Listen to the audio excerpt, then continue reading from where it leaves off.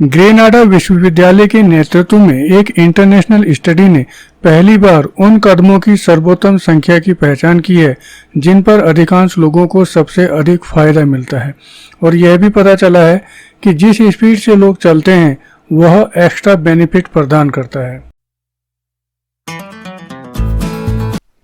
नमस्कार दोस्तों, साइंसली में आपका स्वागत है। आज के वीडियो में पैदल चलने के शारीरिक फायदों के वैज्ञानिक आधार को साइंसली जानते हैं। एक लेटेस्ट इंटरनेशनल साइंटिफिक स्टडी के अनुसार असामयिक मृत्यु के जोखिम को कम करने के लिए हमें प्रतिदिन 8000 कदम चलना चाहिए।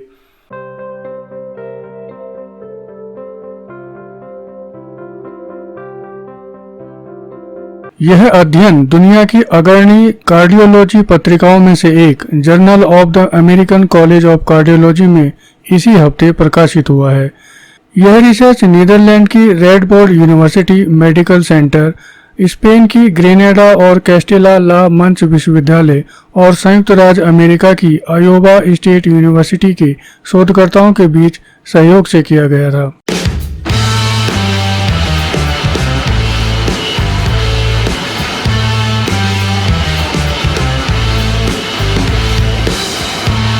यह विचार कि आपको प्रतिदिन 10,000 कदम चलना चाहिए 1960 के दशक में जापान में उत्पन्न हुआ था, लेकिन इसका कोई साइंटिफिक बेस नहीं था। शोधकर्ताओं ने अब बताया है कि अगर हम हृदय रोग से मरने के जोखिम पर ध्यान केंद्रित करते हैं तो अधिकांश लाभ लगभग 7,000 कदम चलने पर दिखाई देते हैं।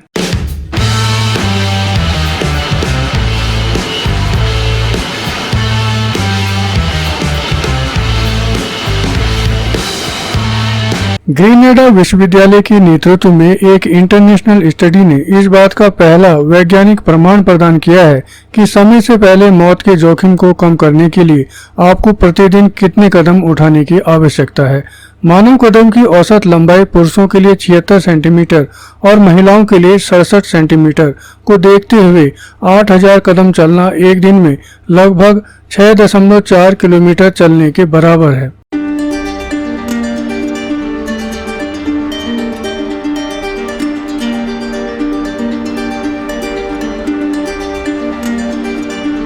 शोधकर्ताओं ने यह भी बताया है कि जिस स्पीड से हम चलते हैं उसके अतिरिक्त लाभ होते हैं और धीमी गति से चलने की तुलना में तेज चलना बेहतर होता है। हृदय रोग से मरने के जोखिम के बारे में अधिकांश लाभ लगभग 7,000 कदम चलने पर दिखाई देते हैं।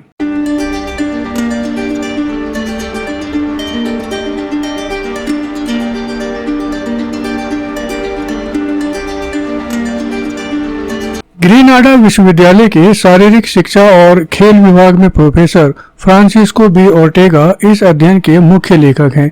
उनका कहना है कि परंपरागत रूप से बहुत से लोग सोचते थे कि स्वास्थ्य लाभ प्राप्त करने के लिए आपको प्रतिदिन लगभग 10,000 कदम चलना होगा। यह विचार जो 1960 के दशक में जापान से आया था, लेकिन इसका कोई वैज्ञानिक आधार नहीं था।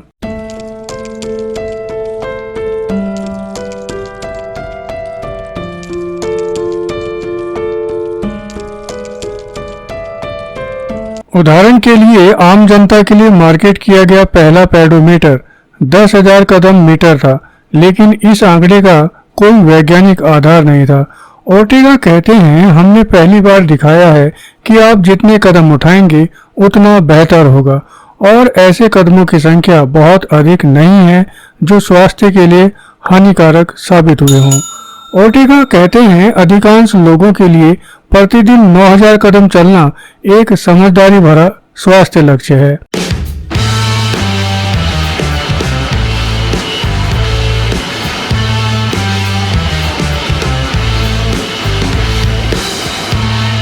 शोधकर्ताओं ने 1,10,000 से अधिक प्रतिभागियों को शामिल करते हुए 12 अंतर्राष्ट्रीय अध्ययनों से आंकड़ों का एक सिस्टमैटिक लिटरेचर रिव्यू और मेटा विश्लेषण किया।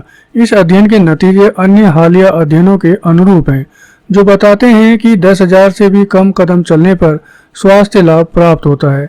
वर्तमान में ग्रेनाडा विश्वविद्यालय में Marie Curie post doctoral research fellow और अध्ययन के प्रमुख लेखकों में से एक एस्मी बेकर बताते हैं, जो बात हमारे अध्ययन को अलग बनाती है वह यह है कि पहली बार हमने स्पष्ट कदम लक्ष्य निर्धारित किए हैं।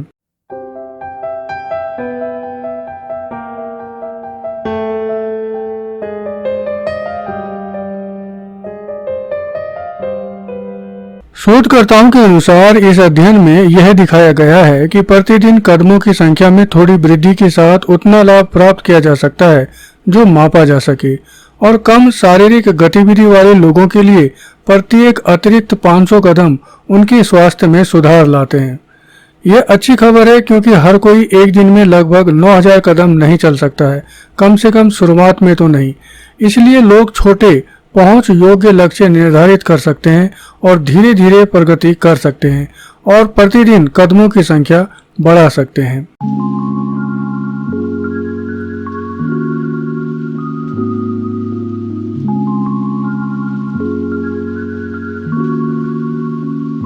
इस स्टडी में पुरुषों और महिलाओं के बीच कोई अंतर नहीं पाया गया।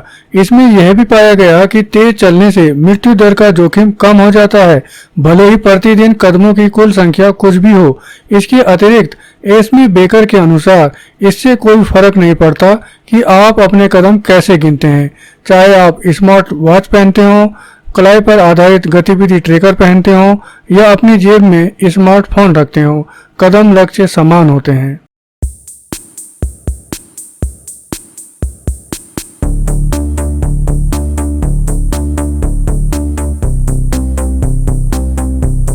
तो जब हम लगभग 9000 सीढ़ियां पहुंच जाएं, तो क्या हमें चलना बंद कर देना चाहिए? बिल्कुल नहीं।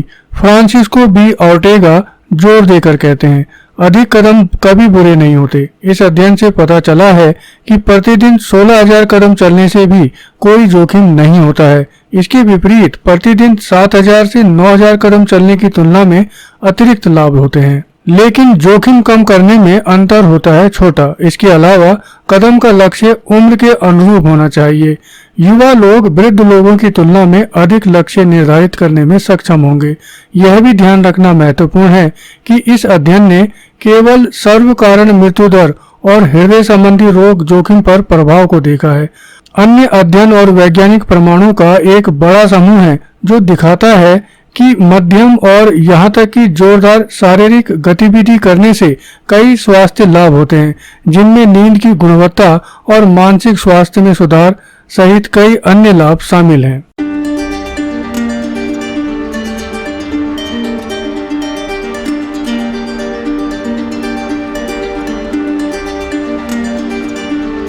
बेकर बताते हैं, यह अध्ययन लोगों को स्पष्ट और आसानी से मापने योग्य लक्ष्य देता है।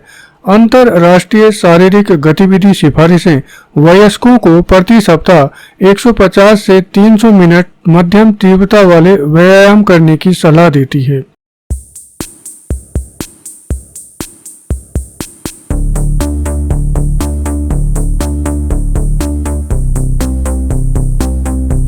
लेकिन अधिकांश लोगों को यह नहीं पता है कि किन व्यायामों को मध्यम तीव्रता वाले व्यायाम के रूप में गिना जाता है, जिससे इस व्यायाम मानक के अनुपालन को सत्यापित करना मुश्किल हो जाता है।